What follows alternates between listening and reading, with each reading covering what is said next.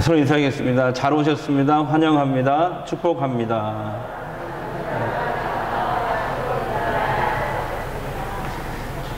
한 달 전에 개신교 최대 교단입니다. 예장 합동 교단에서 주최한 전국 기도회가 있었습니다.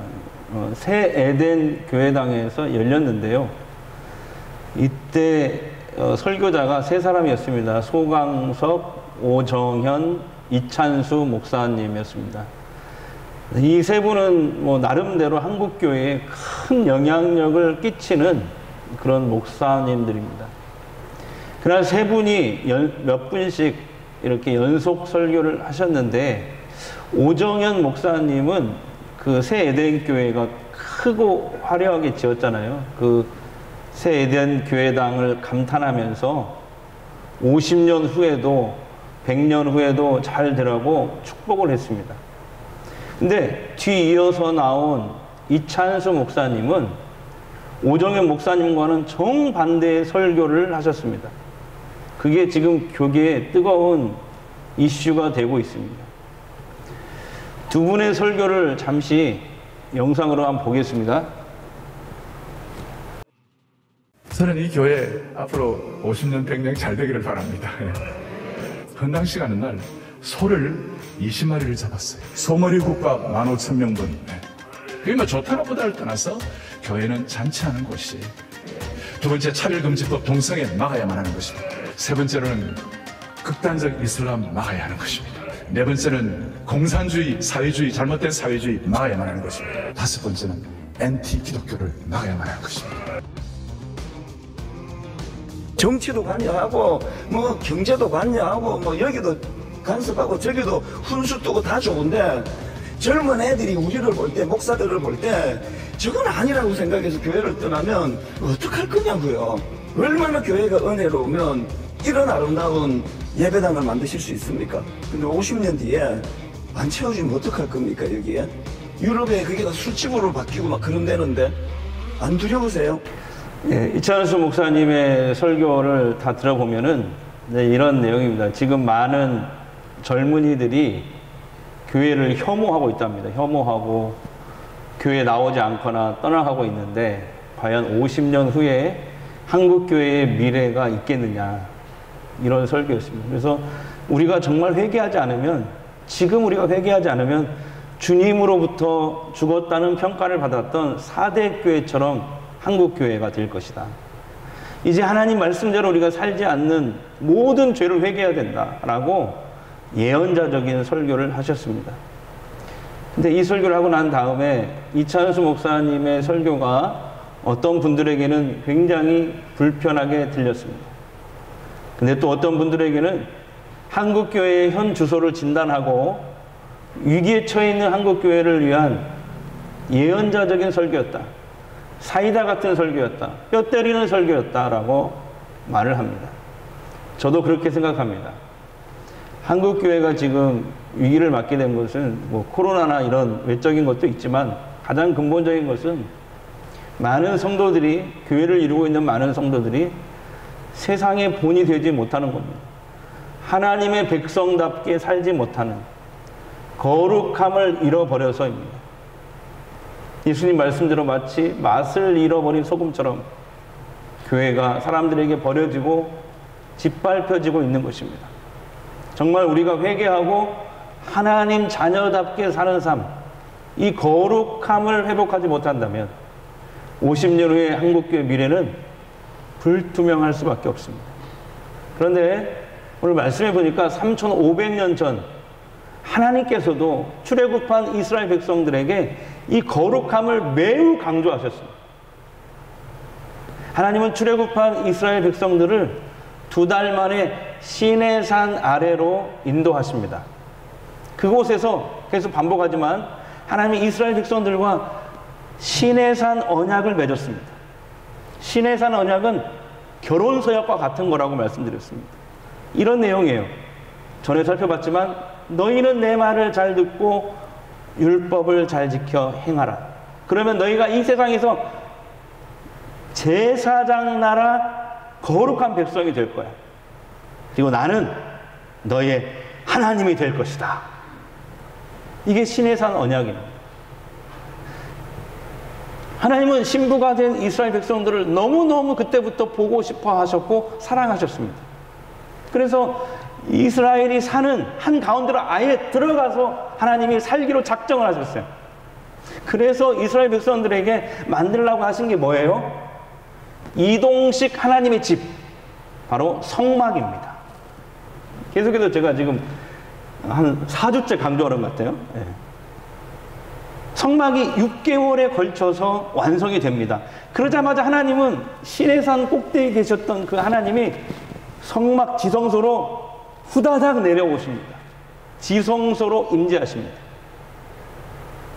하나님은 신부된 이스라엘 백성들과 늘 함께 살면서 영적으로 만나고 사랑의 교제를 나누기를 원하시는 겁니다. 성경에 보니까 신약도 그렇고 구약도 그렇고 하나님은 이렇게 표현이 맞을 것 같아요. 항상 신혼이세요. 이 말이 무슨 말인지 이해되시죠? 항상 하나님이 신혼이세요. 신혼 부부들 보세요. 직장 끝나면 회식도 안 갑니다. 어디로 가요? 서로 빨리 보고 싶어가지고 집으로 달려가잖아요. 만나려고. 결혼한 지 얼마 안 됐으니까 그런 것 같아요. 그래서 여러분, 신앙생활이라는 게 뭐냐면은 바로 그거 같은 거예요.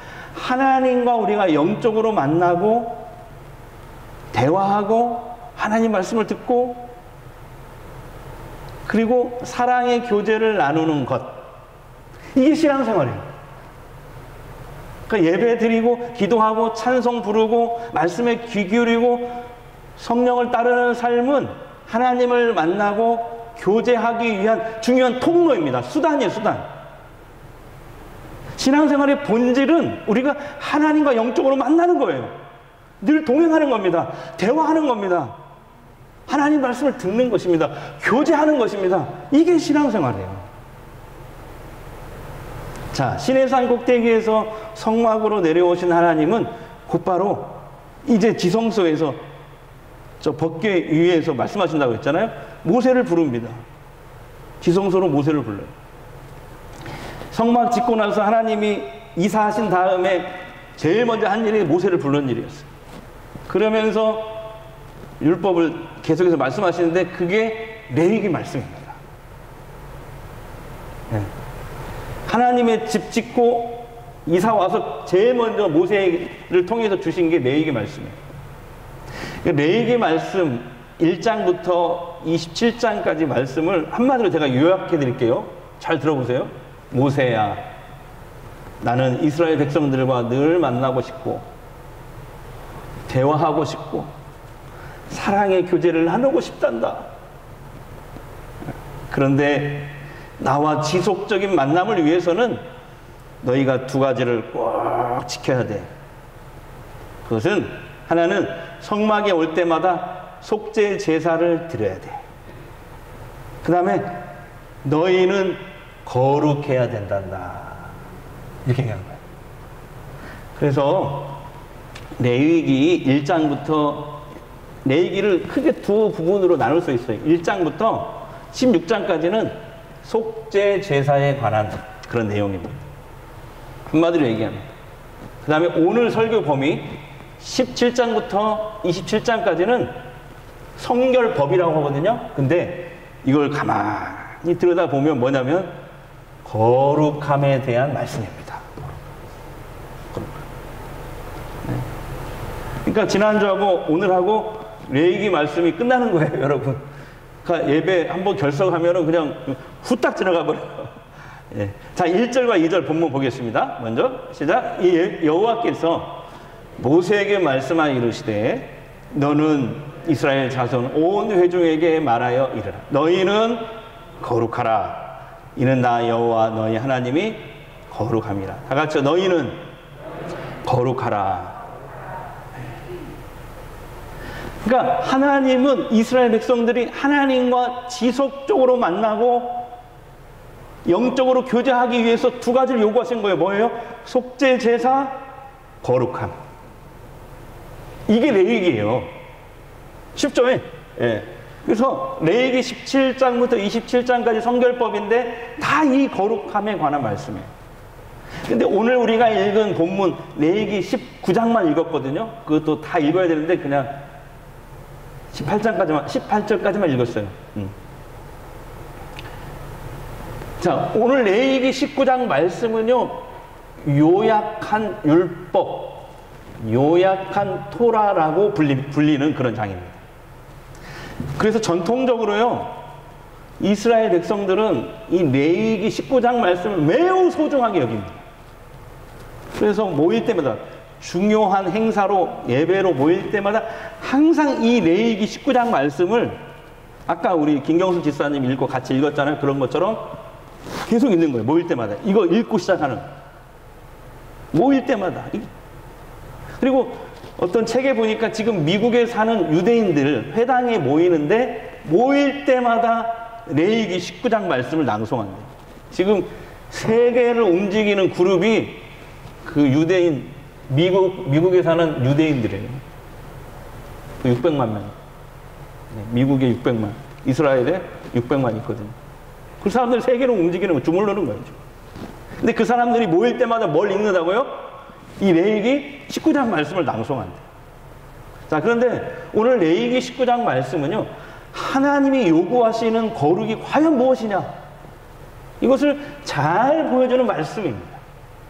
그래서 19장 이걸 보시면은 너희는 거룩하라 이렇게 말씀하시면서 그 거룩함이 뭔지 구체적으로 4가지를 쫙 얘기해 주셨어요. 그래서 제가 정리해 드릴게요. 자, 첫 번째는 부모 경외입니다. 부모 경외. 그러니까 거룩함은 가정에서부터 시작돼야 된다, 이런 말씀이죠. 가정에서. 그 다음에 하나님 경외입니다. 하나님 경외를 위해서 안식일을 잘 지켜야 되고, 우상을 숭배하지 말아야 되고, 화목제를 잘 실행해야 된다. 화목제는 이렇게 제사를 드리고 하나님께 좋은 거 드리고 제사장과 이웃들 초청해서 같이 나누는 거잖아요. 그 제사 할 때 잘해야 된다. 하나님 경외. 그 다음에 세 번째가 우리가 아까 읽었잖아요. 약자에 대한 배려입니다. 그러니까 이스라엘은 절대로 약육 강식의 사회를 만들어서는 안 된다라는 말씀이에요.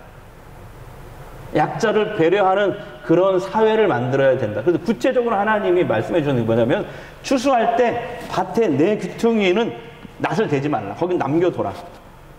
그리고 추수하다가 바닥에 떨어진 곡식도 내버려 둬. 그리고 그 나무의 열매를 딸 때도 다 따면 안 돼. 좀 남겨놔야 돼. 왜요? 가난한 사람들이 가져갈 수 있도록 남겨둬야 된다. 그 다음에 또 있어요. 품꾼. 이 성경시대에는 하루 벌어서 하루 먹고 사는 사람들이 많았어요. 그날 일하고 돈을 못 받으면 밥을 굶게 되는 거예요.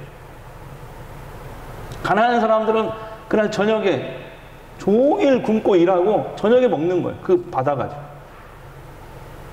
그런 삶을 살았는데 만약에 일꾼에게 일을 시켜놓고 품삯을 주지 않으면 굶는 거예요. 그러지 말라는 거예요.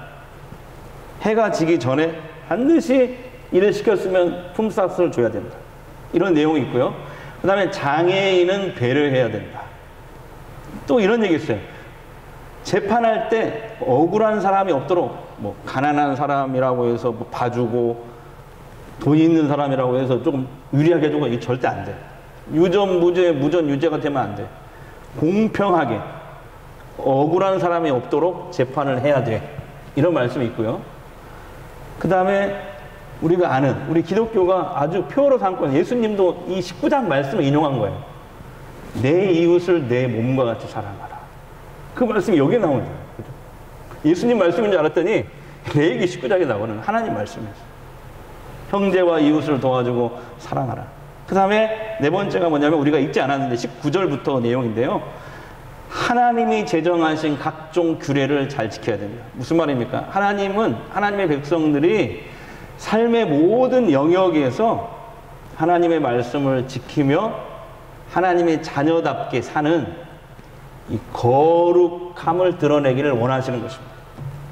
자, 그래서 정리해 봅시다. 정리하면 하나님이 요구하시는 거룩이 뭐예요? 제가 정리를 이렇게 해봤어요. 하나님의 자녀답게 하나님 사랑, 이웃 사랑하며 사는 것. 이게 거룩입니다. 할렐루야.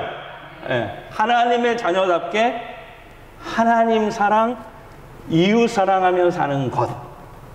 이게 거룩. 그러니까 믿음 생활을 잘하고 뿐만 아니라 약자를 배려하고 이웃 사랑에 실천하는 것을 하나님 뭐라고 한다고요? 거룩. 하나님은 오늘날 예수 믿고 구원받은 우리 그리스도인에게도 거룩을 요구하십니다. 하나님은 예수님과 사도 바울과 또 야고보 사도와 기타 신약에 나오는 많은 사도들을 통해서 또 예수님의 말씀을 통해서 이 거룩을 요구하세요. 예수 믿는 우리들에게도 모든 그리스도인들에게도 이 거룩을 요구하십니다. 우리가 세상과 구별이 되어서 죄에 물들지 않고 하나님 자녀답게 살기를 원하십니다. 그래서 제가 아까 얘기했잖아요. 신앙생활 아까 뭐라고 그랬어요?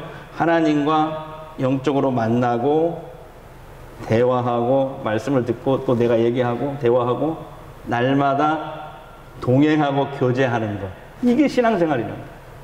그런데 신약에 히브리서 기자가 뭐라고 한 줄 아세요? 거룩함이 없이는 영적으로 하나님과 주님과 만날 수 없어. 이렇게 얘기합니다.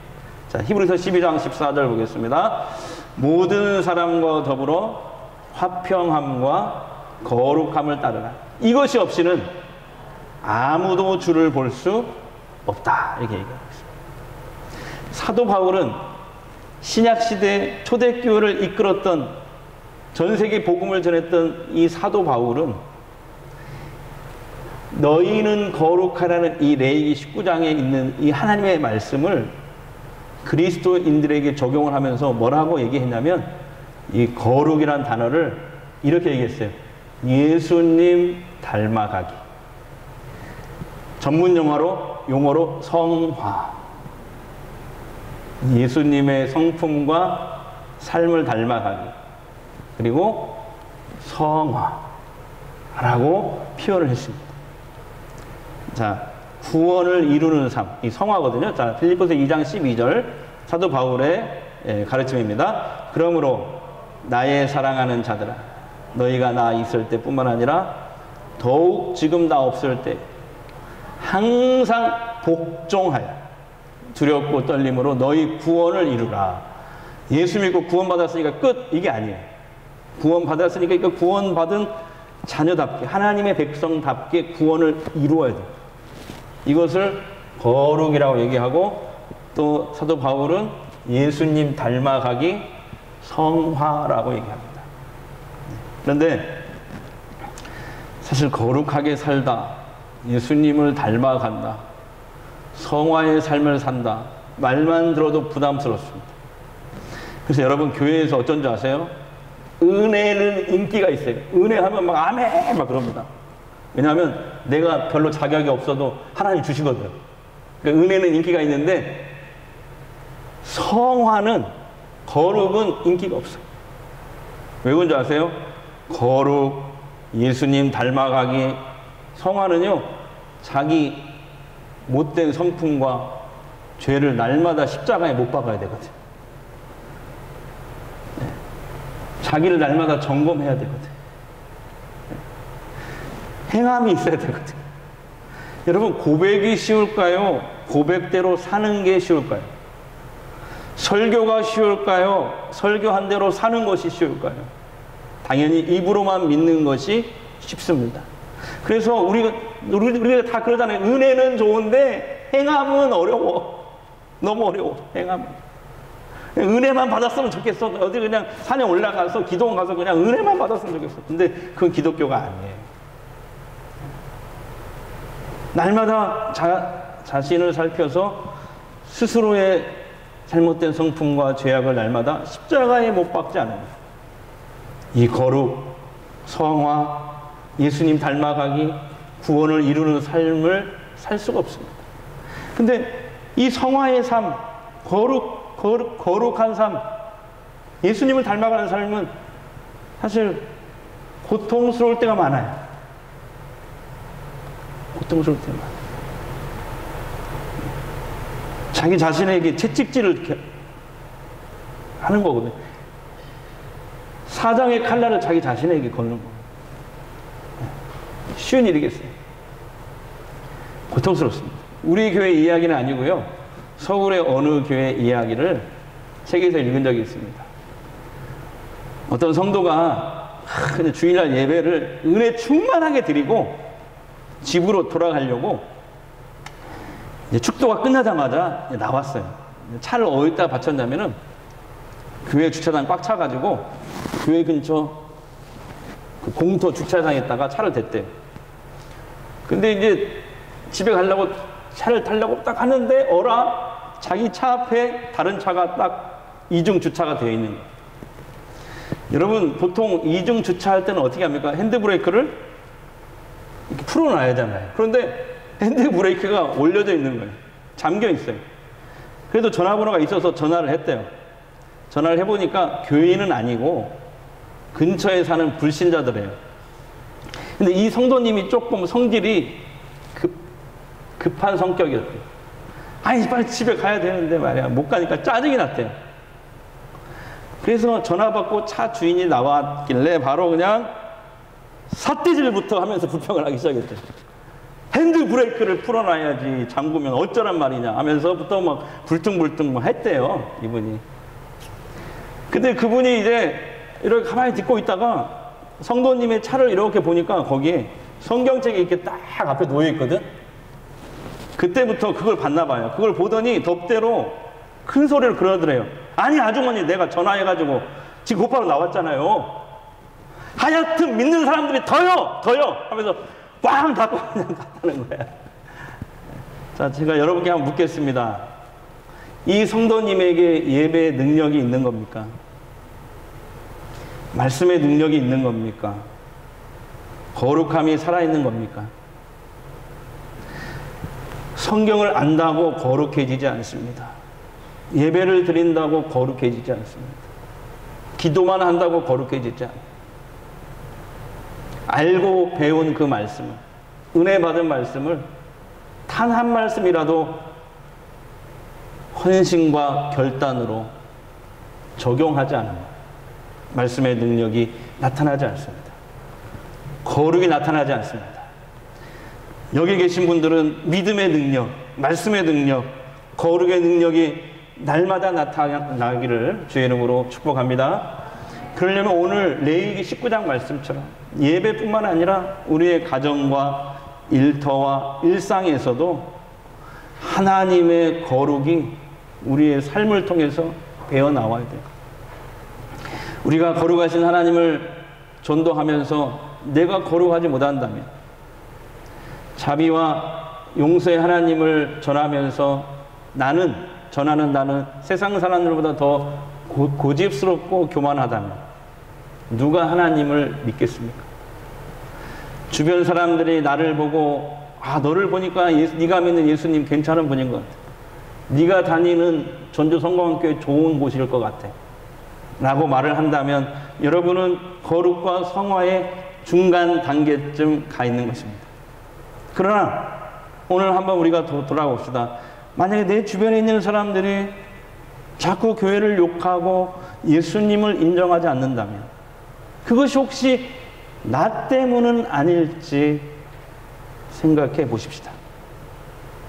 내가 혹시 그들이 하나님께 오는 것을 내가 가로막고 서 있는 것은 아닌지 오늘 이 시간 한번 돌아봅시다.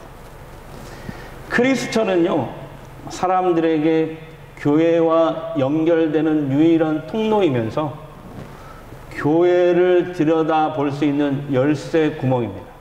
이건 제 얘기가 아니고요. 최초의 미국의 건국의 아버지라고 불리던 벤자민 프랭클린이 한 말입니다. 이런 얘기를 했어요. 기독교인이란 다른 사람들이 하나님을 볼 수 있게 해주는 열쇠 구멍이다. 정확한 지적이라고 생각합니다. 여러분, 내가 좋아야 교회도 좋고 하나님도 좋은 거예요. 내가 독하게 굴면, 해를 끼치면 교회도 하나님도 도매꿈으로 다 나빠지는 거죠. 전도와 선교의 길이 막혀버리는 거죠. 그렇게 되면 이찬수 목사님 말대로 한국교회는 50년 후, 아니 100년 후에도 사람들에게 외면당하여 지금 유럽의 교회처럼 텅텅 비고 이슬람 사원으로 바뀌고 술집으로 바뀌고 나이트클럽으로 바뀌게 될지 모릅니다. 그래서 여러분, 지금 내 거룩함이 필요합니다. 지금 나의 성화가 필요합니다. 성 어거스틴은 이런 얘기를 했어요.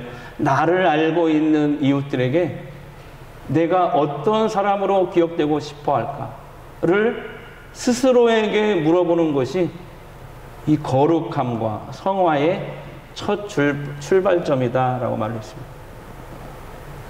우리가 달라져야 한국교회가 달라집니다. 신앙도 좋아야 하지만 생활도 좋아야 합니다.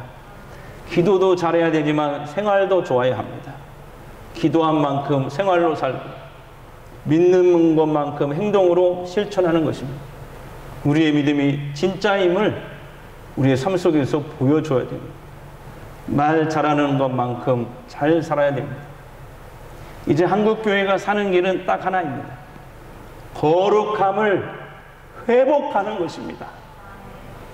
아까 그 거룩이 뭐라고 그랬어요? 하나님의 자녀답게 하나님 사랑, 이웃 사랑하며 사는 것. 이게 거룩입니다. 예배가 생활이 되고 생활이 예배가 되어야 됩니다. 내 삶이 그 자체가 전도지가 되어야 됩니다. 교회다운 교회, 성도다운 성도가 되어야 됩니다. 그래서 여러분, 오늘부터는 말씀을 듣기만 하지 말고 하나하나씩 듣고 배운 말씀을 내 삶 가운데 제가 제안을 드릴게요. 실험해 보세요. 실험.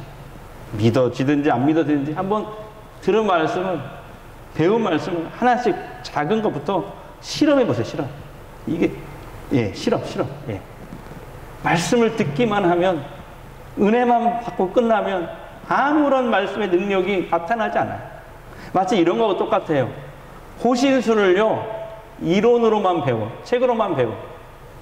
태권도, 유도를 책으로만 배워. 실습은 한 번도 하지 않아. 그럼 어떻게 됩니까? 아무 소용이 없어요. 범죄자가 나타나서 나를 덮치더라도 아무런 호신 능력을 발휘할 수가 없습니다. 수영도 마찬가지예요. 수영을, 이론을 아무리 빠삭하게 알아도 실제로 내가 그 물속에 뛰어들지 않으면, 수영해 보지 않으면 아무 소용이 없어요. 하나님 말씀도 똑같아요. 듣기만 하고 은혜만 받고 끝나면, 실험해 보지 않으면, 적용해 보지 않으면 내 것이 되지 못합니다. 그런데 듣고 배운 말씀을 실천해 보면서 실험해 보면 알게 됩니다. 아, 하나님이 살아계시는구나. 하나님께서 약속의 말씀대로 일하고 역사하시는구나. 할렐루야.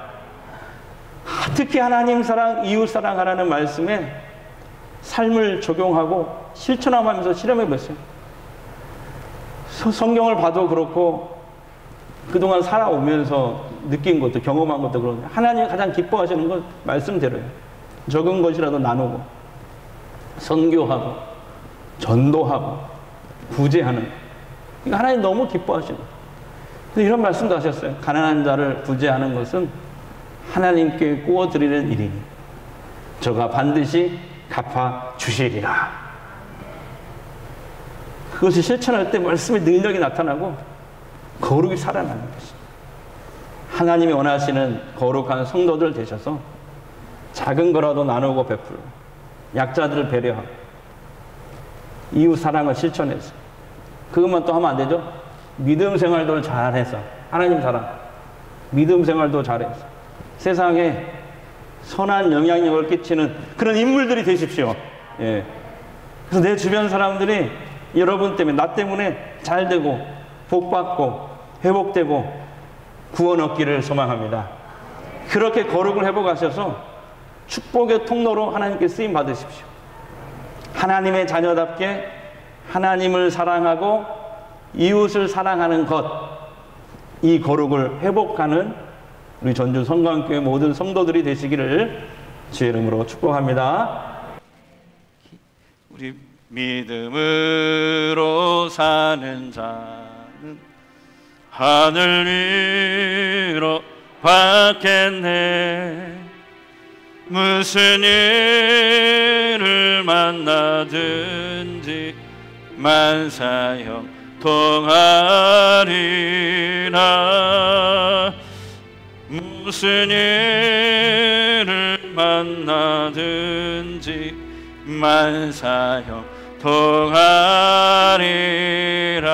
나의 갈 길 나가도록 예수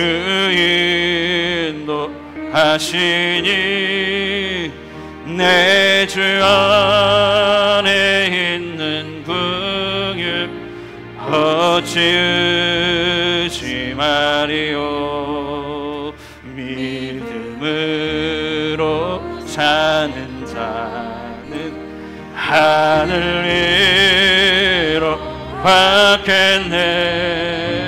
무슨 일을 만나든지 만사형 통하리라면 무슨 일을 만나든지 만사형 통하리라. 다시 한번 믿음으로 사는 자는 믿음으로 사는 자는 하늘 위로 받겠네. 무슨 일을 만나든지 만사형 통하리라면 무슨 일을 만나든지 만사형 통하리라.